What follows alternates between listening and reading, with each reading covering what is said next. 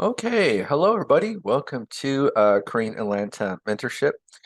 And in this video, we're going to review how a mortgage works, and that's a topic we're going to touch upon in many videos. Now, I know a lot of the velocity banking stuff is really impressive, but to me, when I first learned about it, what was more impressive is just learning how much a bank makes from a 30-year mortgage.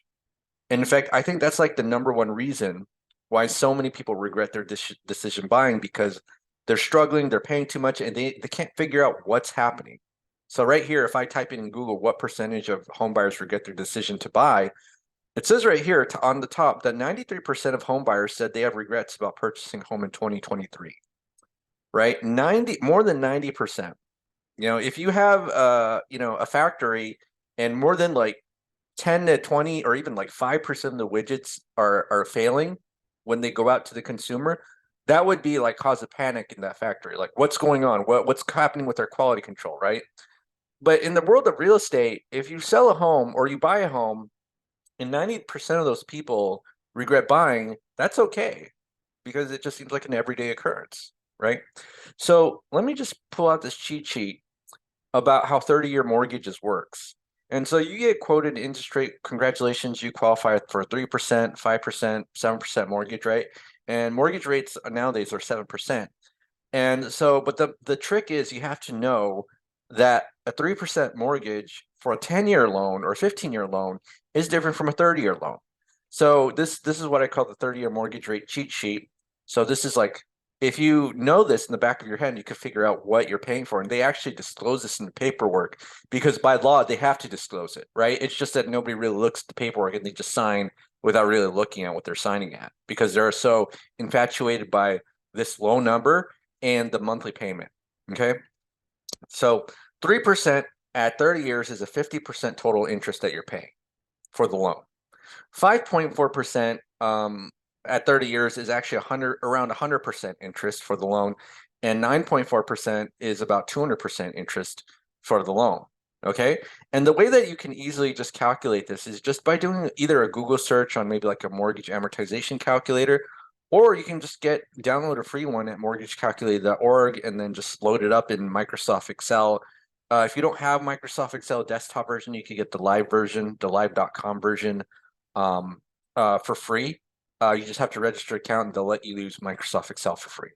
But to show what I'm talking about, if I have a $100,000 loan, and we'll just say that our home is 100% financed, because that's what a lot of people will kind of strive for. Ooh, 100% finance, that's great. So assume no down payment. We put this at 3%. We notice that we pay $51,000 in interest. Okay, so that's pretty much about 50%. Again, and it's proportional to the loan amount. So loan amount 3%, it's still going to be 51%. So I'm just going to put $10,000. Let's say a $10,000 loan, and you see that it's still 50%, right?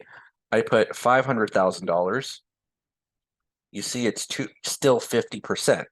Okay. So no matter what price it is, a 3% loan is gonna be a 50% return for the bank. Okay. You get that? So it doesn't matter how much you bought it for, just realize like, hey, you think you got like a $200,000 house, you're actually paying $300,000 for that home. Okay. Because you have to pay the loan amount and then you got to pay 50% interest. And so if we go back here, let's think about how many homes we're paying for. So at 3%, we're paying for 1.5 homes. We always paying a home for ourselves, right? That's number one. And then the interest represents the homes we're paid to the bank. So paid 1.5 homes in total. We paid half a home to the bank. Right here, 5.4% interest, right? How much are we paying? How many homes are we paying for? We're actually paying for two, right? So let's go back here and I put 5.4. Let's see how much interest we pay. So we're paying actually a little bit more in interest than the loan amount at the end of 30 years, right? So how many homes are you paying for here? You're paying for two. You're paying for one for yourself and another one to the bank, right? And then 9.4, this is, I think, what we would call subprime territory. And so back in the day, I think if you just had a heartbeat and pulse, you could get one of these mortgages and then they'll charge you up the wazoo. And some people, they want to be homeowners so bad that that's the only type of interest rate that they can get. Again, I'm not a expert on the qualification process for the mortgages, but I'm assuming that there's a market for even loans at this rate. Maybe like what do you call it? The adjustable rate mortgages might go into this territory. Um, Another thing too is that investment loans tend to be higher in this range than your average, primary residence loan. So I have investment loan at 8%. So it's kind of up there, but because I'm using velocity banking, it's kind of relevant because I'm going to get rid of the loan in about 3 to 4 years, right? And again, the American sole focus is on the monthly payment. So if they can make the monthly payment now at 5.4, it's not that bad. But look at here, you're paying 100% interest, right? So if they see this low number and they see that they can make the monthly payment, they think they're winning, and they might be, right? I mean, they might be okay with paying for two homes to the bank. I just wouldn't do it. Now, let's do 9.4, right?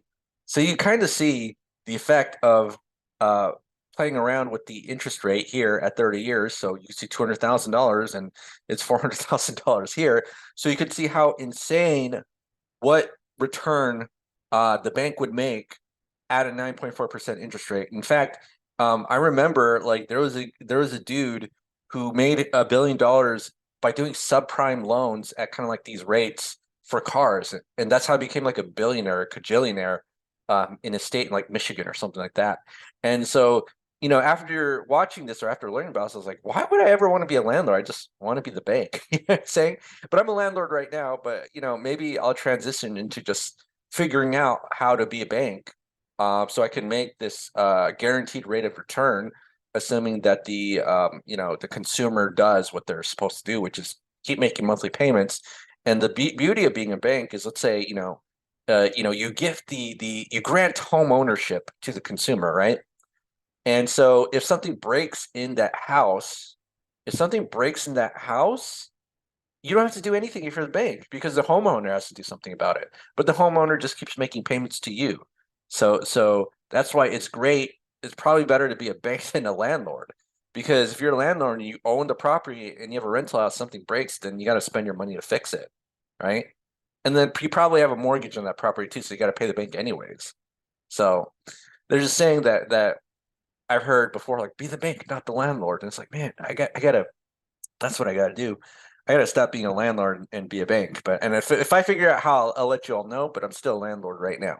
But yeah, so that's how a 9.4% mortgage works. So how many homes are you paying for? Three. You're paying for this one here, and then you're paying two to the bank at the end of a 30-year mortgage. And that's assuming that you reach the 30 years, right? A lot of people don't reach the 30 years because they either refinance or sell their home. And so that's just kind of like extending the loan at a certain point when you do refinance or sell for another 30 years. So it'd be like a 35, 40-year loan or 45. And that's why, folks, that's why me personally, I never refinance, right? Because I want to pay off that loan as quick as possible. I'll use doing velocity banking. Now, I'm not giving advice to you, right? Talk with your certified professionals, maybe a lawyer or an accountant to figure out what's the best option for you. Not giving you any advice, but I'm just saying for myself, I'm going to get rid of that loan as soon as possible. In fact, I have an investment loan, 190 grand at 8%. And so even though the tenant is paying the mortgage for me, I mean, do I want the tenant to pay interest to the bank or cash flow to me? And that's why I want to pay this sucker off as quick as possible so that I don't have to pay this $300,000 interest or I'd rather have the tenant not pay the bank all this interest and get rid of that little sucker as soon as possible and pay me whatever this interest is supposed to be, right? I want the bank to get maybe 20, 30 grand. I don't want the bank to get 300 grand. No thanks. But yeah, so that's pretty much it, is to figure out like, oh, what you're paying for three homes at a 9.4 interest rate. So I hope that this was helpful for you to understand, why so many home buyers would regret purchasing these because they don't understand how mortgage financing works. And again, this is not a poor person problem. This is a rich person problem because 90% of the general population can't even get a mortgage. So you have to have good income, good credit, And so you're among that 10% of the people who can qualify.